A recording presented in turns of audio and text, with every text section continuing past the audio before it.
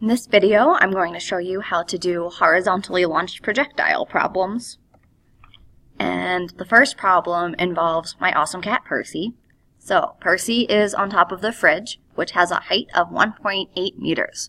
He pushes a twist tie off of it at a horizontal speed of 3.5 meters per second. And I have this awesome picture for you guys.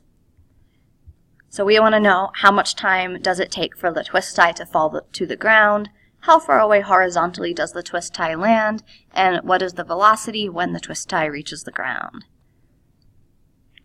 So it's always a good idea to start by recording what you know in both the x and y directions separately.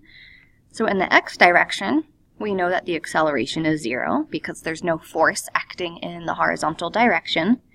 There is a force acting in the y direction. It's called gravity. So the acceleration is negative 9.8 meters per second squared. We also know the horizontal velocity. It is 3.5 meters per second, and I'm just calling that Vx instead of Vix because it'll have the same velocity the entire time. And then we know the height of the fridge, and we know the initial vertical velocity of the twist tie. It's 0 because it's just being launched horizontally. The initial position in the y direction is 1.8, and the final position in the y direction is 0. We want to use our second kinematic equation to do part A, which is finding out how long it takes for the twist tie to fall to the ground. And it actually turns out it's just like a normal free fall problem because you can ignore what's happening in the horizontal direction. So we just want to plug in correct numbers. Remember that this term here will go away because the initial vertical velocity is 0.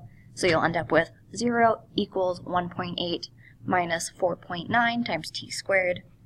Then I'm going to add this negative 4.9 t squared term to both sides.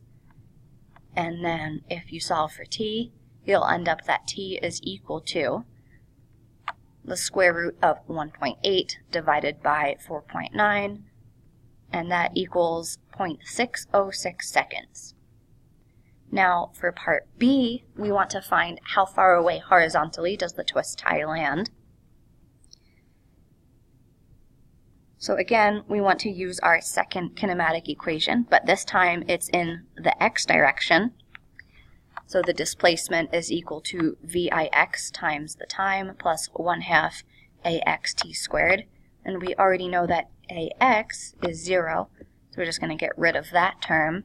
And we know that the velocity is the same the entire time, so we can get rid of that I as a subscript. So the displacement will be equal to Vx times t. Vx was equal to 3.5, which was given to us in the problem, and the time we just got in part A. So the twist tie will end up landing 2.12 meters away. And just to go back to the diagram real quick, that'll be this distance here.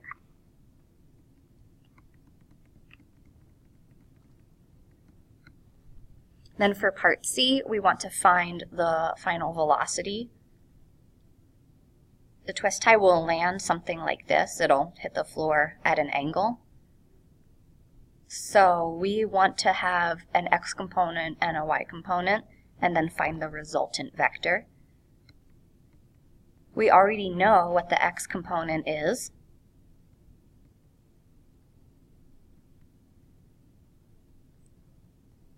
It'll be 3.5 because the x component will stay the same throughout the entire path of the object. And we can easily find the final vertical velocity by using our first kinematic equation.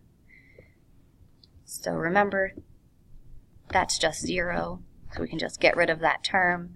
So Vfy will end up equaling negative 9.8 times 0.606. and that'll end up equaling negative 5.94 meters per second. So we have our various components, but now we need to find VF. So to find the length of this red vector here, we can just use the Pythagorean theorem. So VF will be equal to the square root of 3.5 squared plus negative 5.94 squared. And that'll be equal to 6.89 meters per second. We also want to find the angle. We always want to find this angle here that I've just marked, because that would be relative to the horizontal line here. And we want to end up doing the inverse tangent of the y component over the x component. That'll be the inverse tangent of 5.94 over 3.5, and that'll give us an angle of 59.5 degrees, and the direction words that we want to use there are below the horizontal, which you can abbreviate like this. So this is our final answer to part A, this is our final answer to part B, and all of this is our final answer to part C. I have another sample problem for you, which isn't as exciting because it doesn't involve Percy. We have a ball thrown horizontally from a point 24 meters above the ground, and it strikes the ground after traveling horizontally a distance of 18 meters. So this distance right here that I've just marked is the 18.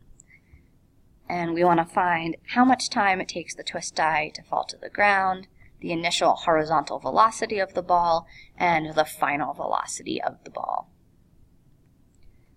Again, we want to make a little t-chart to distinguish between the x direction and the y direction. In the x direction, the acceleration is 0. In the y direction, it's negative 9.8. Notice how this is really pretty much the same thing that we did for sample problem number 1. We know the displacement in the x direction for this one. It is 18. We know that the initial vertical velocity is 0.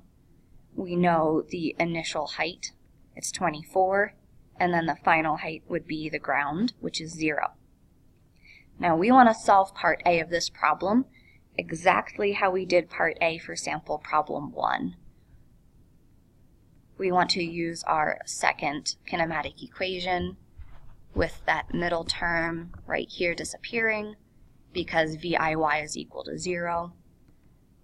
We'll end up with 0 equals 24 minus 4.9 t squared. Add 4.9 t squared to both sides, and you'll get that t is equal to the square root of 24 divided by 4.9, which is equal to 2.21 seconds. Now, part B is a little bit different from part B of sample problem 1. Instead of being given the initial horizontal velocity, we want to find it. So remembering that in the x direction there is no acceleration, we can simply say that the displacement is equal to the velocity times the time. We can solve that for Vx, so we'll end up with Vx is equal to the displacement divided by time. We were given the displacement in the problem, it's 18, and then the time we just got from part A of the problem.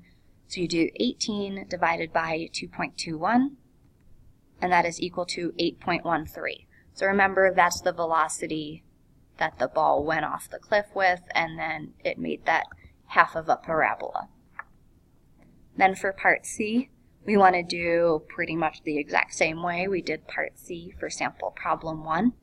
Again, the ball will hit the ground at an angle like that, and we already have the x component. It's what we just found in part B, and we want to find the y component. So what we ultimately want to end up with is the length of VF and this angle here that I just marked. So we already have Vx. It is this number right here. And we can easily find Vfy by using our first kinematic equation. Viy is equal to 0, so that term will just go away. And we'll end up with Vfy being equal to negative 21.7 meters per second. Now we want to find the length of Vf by using the Pythagorean theorem. So 8.13 squared plus negative 21.7 squared, all in a square root sign. So the length of Vf will end up being 23.16 meters per second. We also want to find that angle, so we want to do the inverse tangent of Vfy over Vx. So that'll be the inverse tangent of 21.7 over 8.13. We get a 69.45 degree angle, and again, the direction words are below the horizontal. So hopefully now you have a better idea of how to solve horizontally launched projectiles.